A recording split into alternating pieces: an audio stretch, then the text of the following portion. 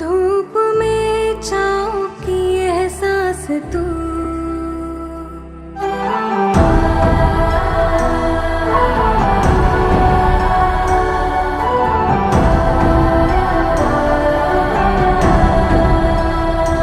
जीत तू, जान तू, जहान तू,